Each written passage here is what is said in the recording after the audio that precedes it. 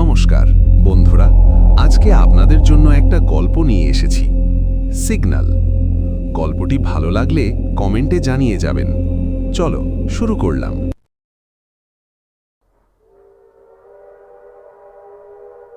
আপনি কি কখনো রাতের শেষ ট্রেনের সিগন্যাল কেবিনে একা থেকেছেন? চারদিকে শুধু ঘন অন্ধকার, দূরে লাল আর সবুজ আলো টিমটিম করে জ্বলছে। হঠাৎ ওয়াকিটকিতে ভেসে আসে ফিসফিসে শব্দ, অথচ লাইনে তো আজ আর কোনো ট্রেন নেই। আজকের গল্প একটি সিগন্যাল, একটি ভুল, আর সেই ভুলের ভয়ঙ্কর শাস্তি নিয়ে। শেষ পর্যন্ত দেখুন, কারণ সব ভুল ক্ষমা পায় না। রুদ্র নতুন নয়। এই অন্ধকার, এই নিস্তব্ধতা তার চেনা। 5 বছর ধরে সেই পরিত্যক্ত রেলওয়ে কন্ট্রোল রুমে নাইট ডিউটি করছে। চারদিকে শুধু পুরনো মেশিনের গুঞ্জন আর টিমটিমে লাল সবুজ সিগন্যালের আলো। লোকজন বলে এই জায়গাটা অভিশপ্ত। রাত 12টার পর নাকি এখানে কেউ একা থাকে না, কারণ ঠিক 5 বছর আগে একটি ভয়ঙ্কর ট্রেন দুর্ঘটনায় 47 জন মানুষ মারা গিয়েছিল। সেই রাতে ভুল সিগন্যাল আর কয়েক সেকেন্ডের অবহেলা কেড়ে নিয়েছিল অসংখ্য প্রাণ।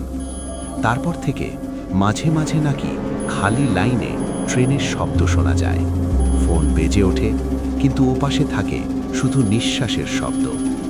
আজ আবার সেই একই তারিখ, আর রুদ্র একা ঠিক সেই কন্ট্রোল রুমে।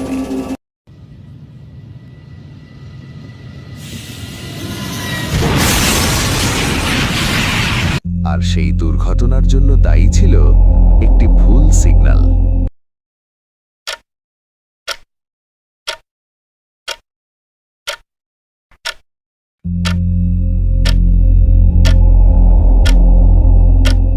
ঘড়িতে রাত 11:59। রুদ্র সিগন্যাল লিভারের দিকে তাকিয়ে আছে। ঠিক তখনই সিগন্যাল নিজে থেকেই লাল থেকে সবুজ হয়ে গেল। আমি তো ছুঁইনি, তাহলে কে করল? সিগন্যাল দিও না।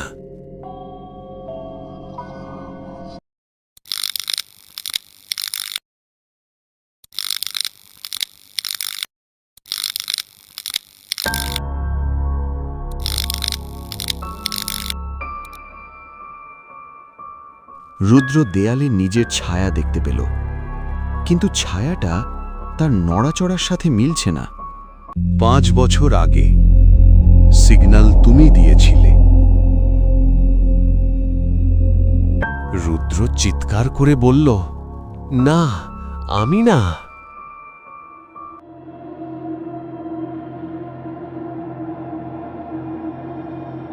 তার মনে পড়ে গেল 5 বছর আগে নতুন কর্মী হিসেবে ভুল করে সে সিগন্যাল সবুজ করেছিল।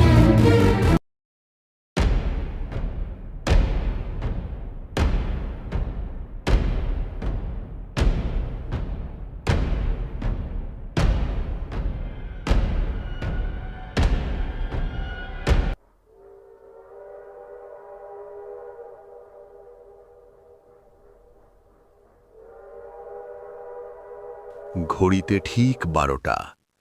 দূরে ট্রেনের আলো দেখা যাচ্ছে। ছায়া আজ আবার একই ভুল করবে। রুদ্র হাঁপাতে হাঁপাতে বলছে, না, আর না, আর না।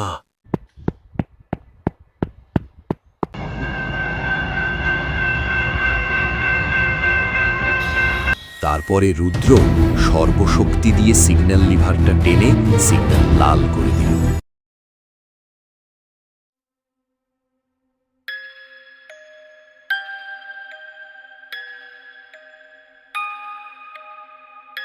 রুদ্র বাইরে তাকালো। কোনো ট্রেন নেই, কোনো দুর্ঘটনা নেই। ওয়াকিটকিতে আবার শব্দ হলো, ধন্যবাদ, এবার আমরা শান্তি পেলাম।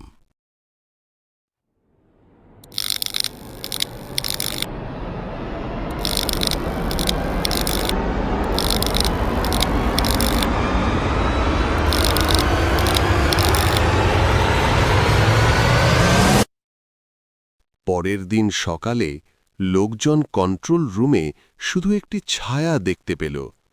রুদ্রকে আর কখনো খুঁজে পাওয়া যায়নি।